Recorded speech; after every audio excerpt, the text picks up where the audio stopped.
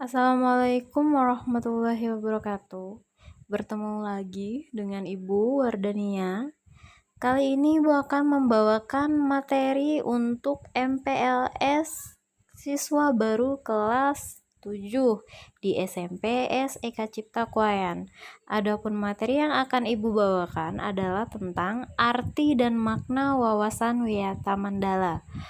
Untuk anak-anak Ibu, silahkan disimak ya, dan jangan lupa bagian-bagian yang pentingnya dapat dirangkum di buku catatan kalian. Yang pertama, kita akan membahas tentang pengertian dari kata wawasan, wiyata, dan mandala. Apakah ada yang tahu? Nah, ini ya artinya. Di mana wawasan adalah suatu pandangan atau sikap yang mendalam terhadap suatu hakikat. Wiyata berarti pendidikan, dan mandala yang berarti tempat atau lingkungan. Apakah ada yang bisa membuat kesimpulan? Kesimpulan dari pengertian wawasan wiyata mandala. Berikut adalah kesimpulannya, di mana wiyata mandala adalah sikap menghargai dan bertanggung jawab terhadap lingkungan sekolah sebagai tempat menuntut ilmu pengetahuan. Jadi, materi yang akan kita bahas pada pertemuan kali ini adalah tentang bagaimana sikap dan cara kalian sebagai siswa dan siswi baru di SMP SEK Cipta Kuayan ini dalam menghargai serta bertanggung jawab terhadap lingkungan sekolah kita ini sebagai tempat menuntut ilmu pengetahuan. Selanjutnya, terdapat unsur-unsur dalam wiyata mandala, yang mana unsurnya yang pertama adalah sekolah merupakan lingkungan pendidikan. Ini sudah jelas ya bahwa sekolah adalah tempat kalian menuntut ilmu pendidikan. Yang kedua, kepala sekolah mempunyai wewenang dan tanggung jawab penuh atas penyelenggaraan pendidikan dalam lingkungan sekolah. Jadi, yang punya wewenang dan memegang tanggung jawab penuh atas sekolah adalah kepala sekolah.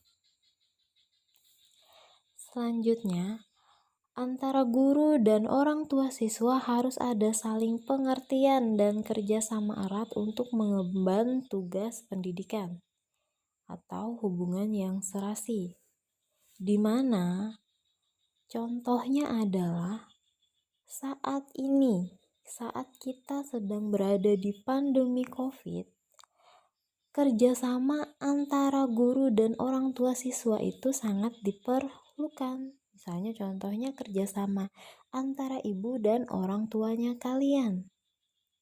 Karena kalian sekarang sedang belajar dengan metode daring, yaitu dalam jaringan kita menggunakan media pembelajaran online, yang mana kalian tahu bahwa pembelajaran sekarang lebih banyak melalui grup WhatsApp, terus video-video yang ada di YouTube, di materi-materi yang ada di Google.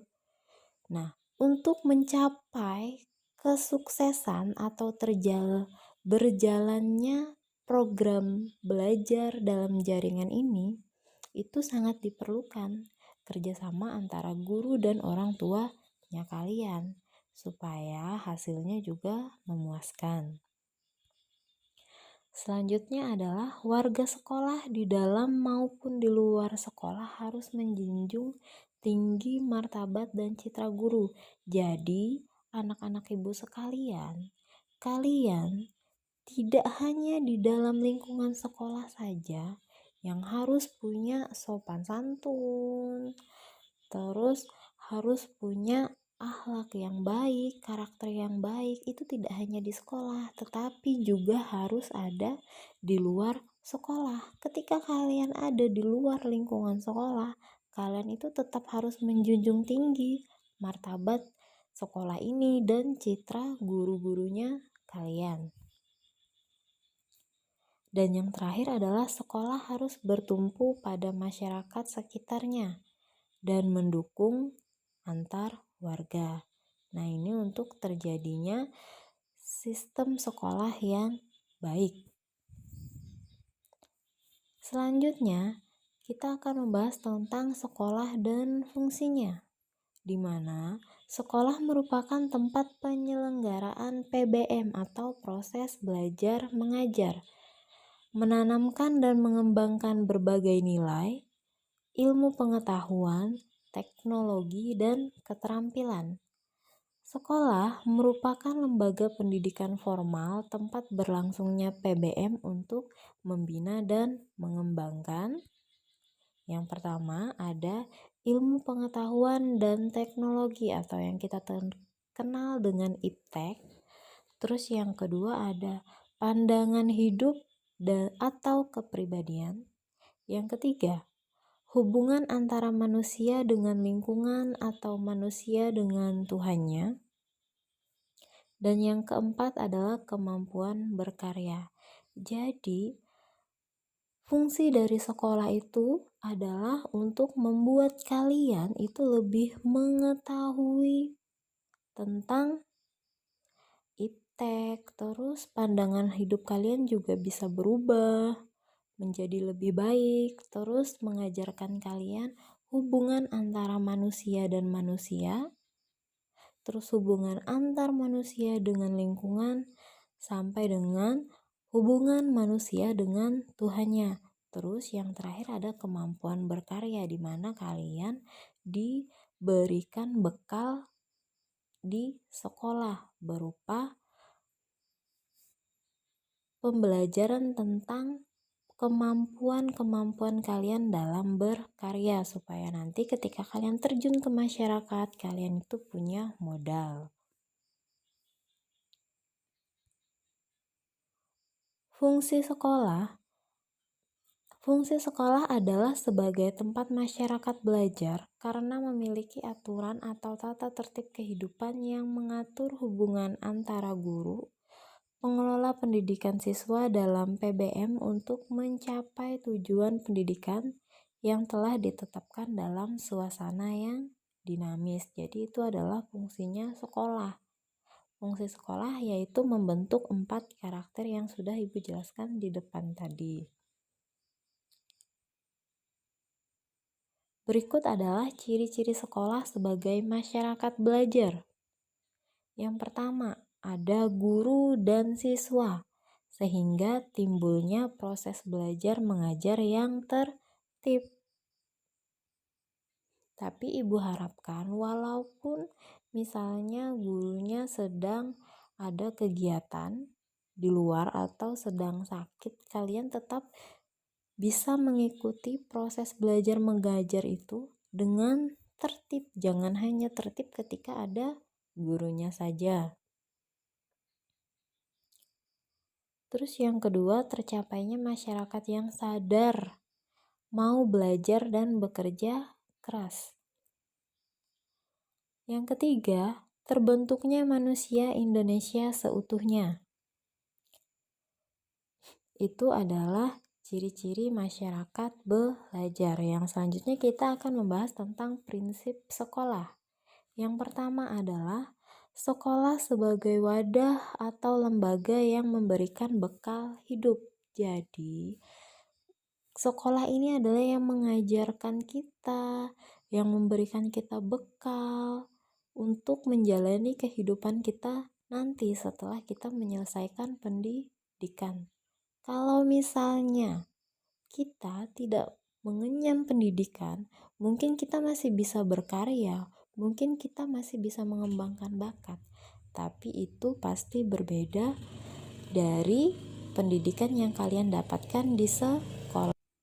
Karena di sekolah itu kalian akan mendapatkan step by step atau langkah-langkah bagaimana cara untuk menghadapi kehidupan nanti setelah kalian selesai melaksanakan atau mengenyam pendidikannya kalian. Yang kedua, sekolah sebagai institusi tempat peserta didik belajar di bawah bimbingan pendidik. Jadi, kita itu bisa belajar di mana saja. Kita bisa belajar di perpustakaan, kita bisa belajar di orang yang lebih dewasa dari kita, atau kita bisa belajar dengan orang yang lebih berpengalaman dari kita. Tapi, perbedaannya ketika kita belajar di bawah bimbingan guru atau pendidik, itu pembelajaran kita itu akan lebih terarah. Jadi misalnya kalian belajar membuat roti. Kalau misalnya kalian cuma membaca buku, di situ diterangkan step by step. Tapi kalian tidak pernah praktek, apakah itu bisa? Ketika kalian membuat kue itu nanti apakah 100% kue itu akan sukses? Mungkin saja tidak, tapi ketika kalian belajar misalnya dari YouTube atau ada bimbingan langsung dari guru, itu nanti akan membawa dampak yang lebih besar terhadap hasil. Karena apa? Kalian selain diberi pembelajaran tentang teori atau langkah-langkah membuat kue tadi, kalian juga akan dibawa praktek, di mana kalian akan mempraktekkan cara membuat kue. Nah, dari situ nanti ketika ada praktek berarti nanti kamu akan belajar, misalnya ada kesalahan atau kuenya tidak jadi, kamu bisa mengulang kembali sampai kue itu sukses. Terus yang ketiga adalah sekolah sebagai lembaga dengan pelayanan yang adil atau merata bagi stakeholdernya. Jadi sekolah itu pelayanan yang adil atau merata. Jadi tidak ada siswa A, siswa B, tapi semua siswa itu sama. Misalnya yang kelas 7 belajar tentang materi IPS misalnya, tentang ekonomi. Nah, misalnya 7A itu belajarnya ekonomi, nanti 7B itu juga ekonomi, 7C juga itu ekonomi. Tidak, misalnya 7A ekonomi, yang 7B tidak diajari, terus yang 7C tidak diajari, tidak seperti itu ya, karena sekolah itu dia adalah lembaga dengan pelayanan yang adil, di mana semua siswa mendapatkan hak yang sama. Terus yang keempat, sekolah sebagai lembaga pengembangan bakat dan minat siswa. Jadi bakat dan minat kalian itu akan lebih dibimbing di sekolah. Kalian akan lebih dikembangkan dengan berbagai event, berbagai lomba, dan pembelajaran langsung di dalam kelas. Terus yang kelima, sekolah sebagai lembaga pembinaan potensi di luar intelijensi. Jadi di sekolah itu bukan hanya bakat atau minat saja, tapi bisa di luar intelijensinya kalian. Potensi-potensi kalian itu akan terus digali di sekolah oleh guru-guru kalian. Jadi jangan ragu untuk sekolah. Karena apa? Di sekolah itu kamu bisa mengembangkan dirimu atau potensi yang ada di dalam dirimu itu menjadi lebih baik.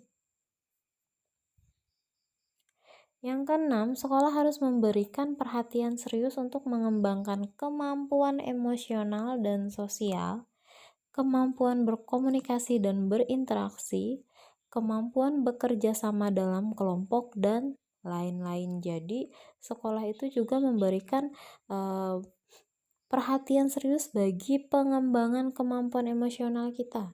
Emosional dan sosial, lingkungan sosial kita, terus komunikasi dan interaksi, terus kerjasama dalam kelompok itu nanti akan kamu dapatkan di sekolah. Dan yang ketujuh, sekolah sebagai wahana pengembangan sikap dan watak. Tidak hanya untuk kecerdasan intelektual, bakat dan minat, tapi juga di sekolah sikap dan watak karakter kita itu akan dikembangkan di sekolah oleh tenaga pendidik. Yang kedelapan, sekolah sebagai wahana pendewasaan diri.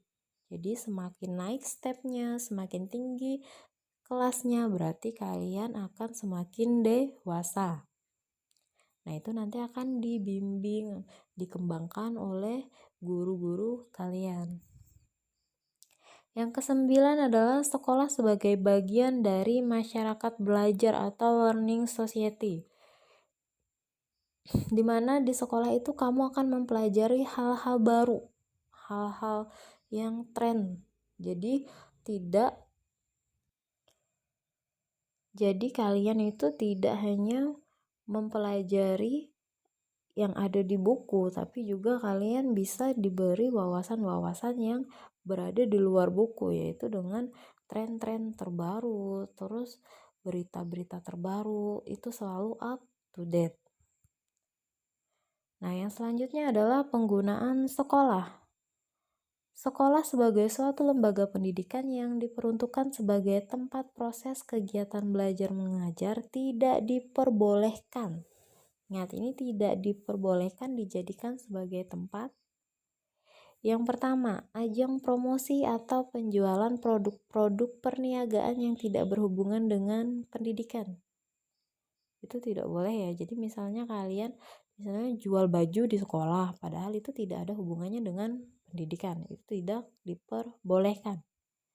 Terus yang kedua, sekolah merupakan lingkungan bebas rokok bagi semua pihak. Terus yang ketiga, penyebaran aliran sesat atau penyebarluasan aliran agama tertentu yang bertentangan dengan undang-undang. Yang keempat, ada propaganda politik atau kampanye. Yang kelima, syuting film atau sinetron tanpa seizin pemerintah daerah. Yang keenam, kegiatan-kegiatan yang dapat menimbulkan kerusakan, perpecahan, dan perselisihan sehingga menjadikan suasana sekolah tidak kondusif. Jadi ini adalah hal-hal yang tidak diperbolehkan kalian lakukan di sekolah.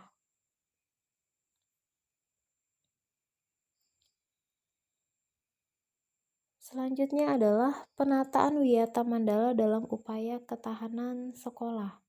Yang pertama, ketahanan sekolah lebih menitik beratkan pada upaya-upaya yang bersifat preventif.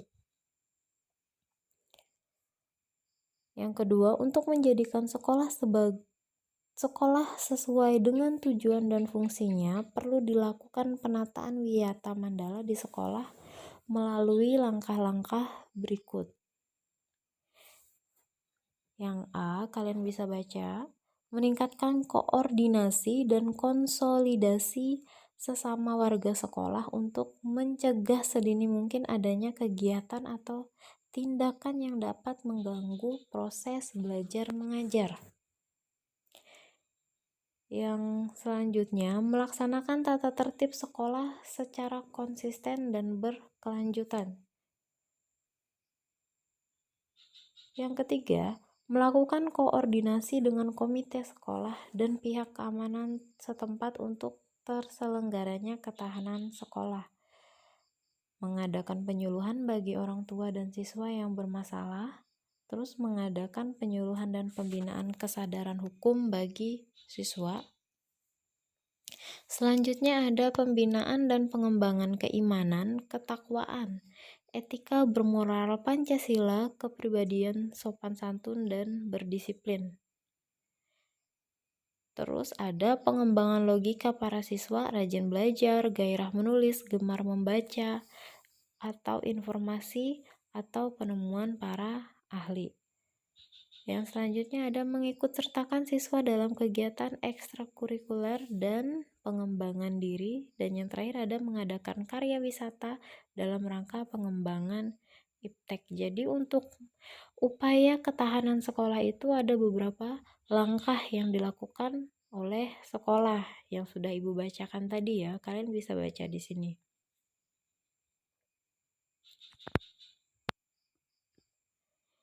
Yang selanjutnya ada tugas dan wewenang dan tanggung jawab kepala sekolah dalam hal pelaksanaan Wiyata Mandala. Masih ingat kan bahwa kepala sekolah tadi itu yang memegang tanggung jawab penuh atas berjalannya kegiatan di sekolah. Jadi, kepala sekolah dalam melaksanakan penataan wiyata mandala di sekolah adalah sebagai berikut. Yang pertama, melaksanakan program-program yang telah disusun bersama komite sekolah. Terus menyelenggarakan musyawarah sekolah yang melibatkan pendidik, OSIS, komite sekolah, tokoh masyarakat, serta pihak keamanan setempat. Yang ketiga, menertibkan lingkungan sekolah baik yang berbentuk perangkat keras, sarana, prasarana, dan perangkat lunak, yaitu peraturan-peraturan, tata tertib, tata upacara, dan lain-lain. Terus yang keempat ada mengadakan pertemuan baik rutin maupun insidentil yang bersifat intern sekolah. Contohnya adalah kepala sekolah, pendidik, orang tua siswa, dan siswa yang bersangkutan. Dan yang terakhir adalah menyelenggarakan kegiatan yang dapat menunjang ketahanan sekolah seperti PKS, Pramuka, PMR, Paskibraka, kesenian, dan lain sebagainya. Berikut adalah mekanisme dalam pelaksanaan wiyata mandala.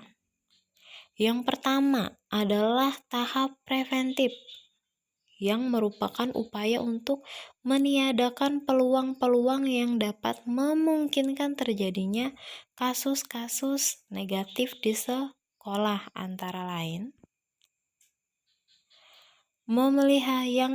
memelihara sekolah dan lingkungan sekolah serta menciptakan kebersihan dan ketertiban agar siswa merasa nyaman dan menyenangkan, dan tidak ada tempat tertentu yang dijadikan siswa untuk hal-hal negatif. Yang B, menciptakan suasana yang harmonis antara pihak pendidik atau staf dan siswa serta penduduk di sekitar sekolah. Yang C, membentuk jaring-jaring pengawasan atau kontrol dan razia terhadap kegiatan siswa di lingkungan sekolah. Yang D, menghilangkan bentuk-bentuk perpeloncoan pada saat MOS. Yang E, meminimalisir keterlibatan kelompok maupun perorangan dalam kegiatan sekolah. Yang F, mengisi jam-jam kosong dengan pelajaran atau kegiatan ekstra lainnya. Yang G, meningkatkan kegiatan ekstrakurikuler pada masa awal atau akhir semester dan masa liburan sekolah. Dan yang terakhir ada peningkatan keamanan dan ketertiban khususnya pada saat berangkat atau usai sekolah.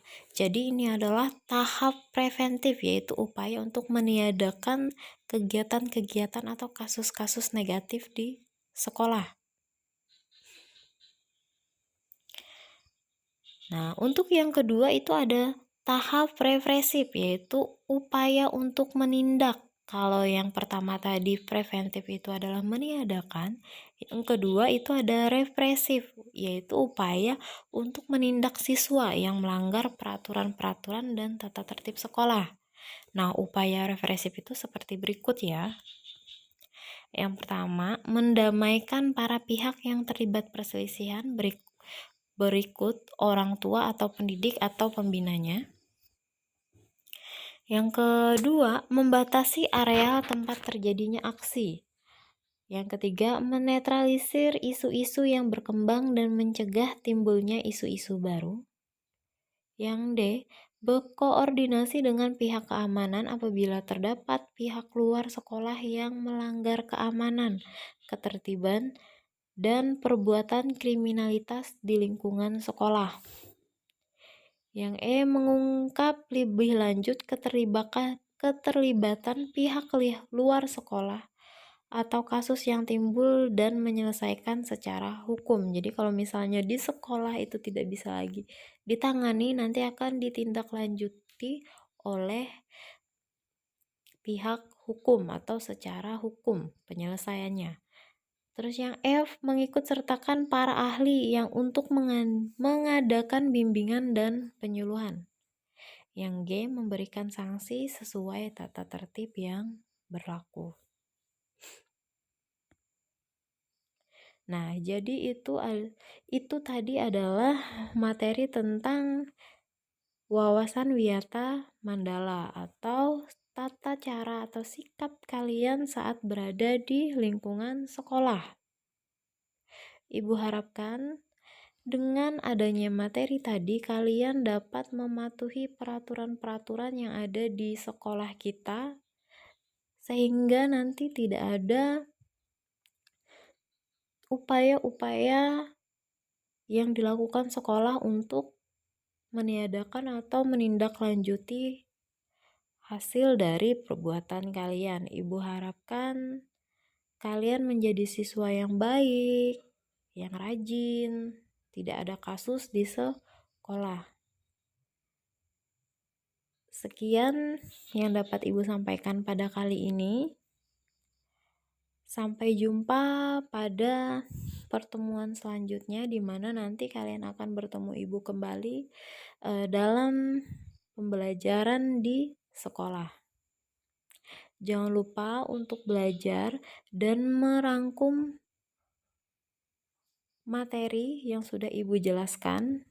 Ingat, yang dirangkum hanya yang penting-penting saja, karena nanti akan ada tes atau kuis tentang materi-materi yang sudah dibagikan. Ibu ucapkan selamat pagi dan wassalamualaikum warahmatullahi wabarakatuh.